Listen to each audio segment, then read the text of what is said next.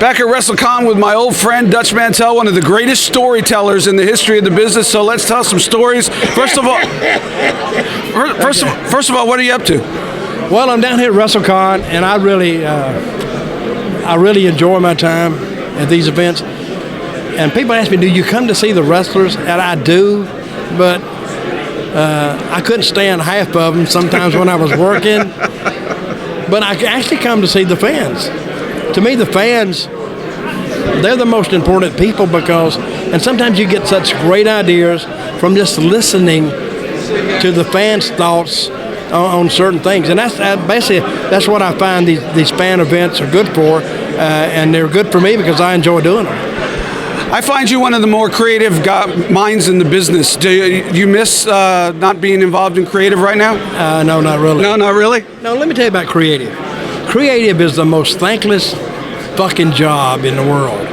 And years ago by, when companies go down and it's not drawing, oh God, it's creative, they're stupid, they don't know what they're doing. But when it's up and running strong, everything's clicking, guess what? Oh, it's all the wrestlers. They get all the wrestlers. When it's up, the wrestlers get all the credit. When it's down, creative gets all the blame. Sure. It took a long time, but I believe you got to have a WrestleMania moment, correct? In what? Explain that. Didn't you manage at WrestleMania? Oh, I did. Yeah. Yes, I tell did. us about that because you had a long career. I'm going to tell a story that a lot of people haven't heard. WrestleMania 29 right here at MetLife Stadium. I went to the ring with Jack Swagger. I did the only in-ring promo on the show, the live promo. And little did I know, of course I talked about, they're taking over. We the people. People speaking all kind of different language and concocting God knows what against us right in front of us. And we don't know what they're saying because so many languages are being spoken. But little did I know that Donald Trump was in the press box because that was the year he went in the Hall of Fame, remember? Yeah. So I went back to the viewing area and sat down to watch the rest of the show, and I saw Donald Trump come in.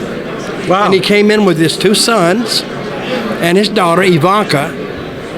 But I noticed his other daughter Tiffany, she wasn't nowhere to be seen, which led me to believe there's something's up with that girl. So none of them carried her around. But I sat down and watching the show, and I saw Trump come in, and I saw him go off to my left. So I thought he was leaving or going somewhere. And I'm talking to Damien Sandow, and all of a sudden I felt this on my shoulder. I looked up. No way.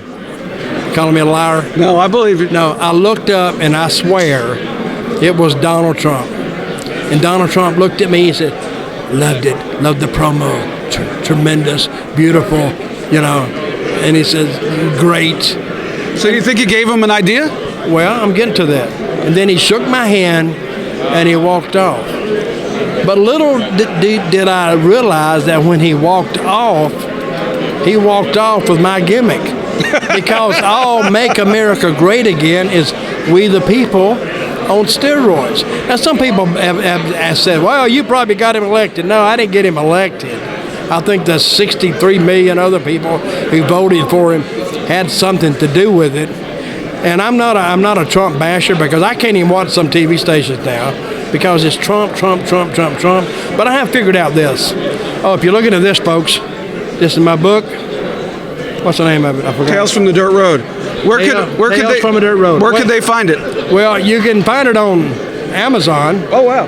But if you really want it, if you can email me at dirtydutchmantell@gmail.com, I will personally send this to you, pick up the postage, and I'll sign it for $35. Wow. That's not a bad deal. No, not But anyway, at all. Say the website, the email address again. Dirty Dutch Mantell with 2 L's at gmail.com. Great opportunity. Great story on Trump. It was a great story. So some people probably think it's your fault. They probably do. But I'm saying I can't even watch. You were in creative. Everything's your fault anyway. Of course. I'm used to it. But the thing about Trump is, it's a great time to be a journalist or a so-called journalist because, goddamn, you don't got to really report anything. You just got to get up in the morning and read Trump's feed, his Twitter feed that he put up at 4 o'clock in the morning. Oh, my God, that's what I'm going to write about today, and they go. It amazes me the guy doesn't sleep. He doesn't, and he has the media all over the place, and they don't even realize what they're doing. But he was, to me, he was the first one who made me realize that this news is fake.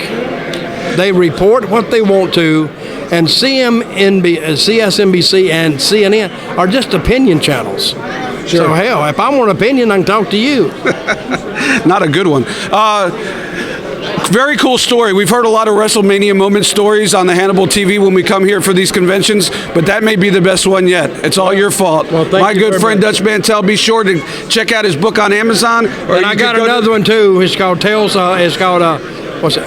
What's the first? Oh, The World According to Dutch. I forgot the name of my own book. The Tales According to Dutch. The World According to Dutch. That's the name of it. And they can get that too at the email address, correct?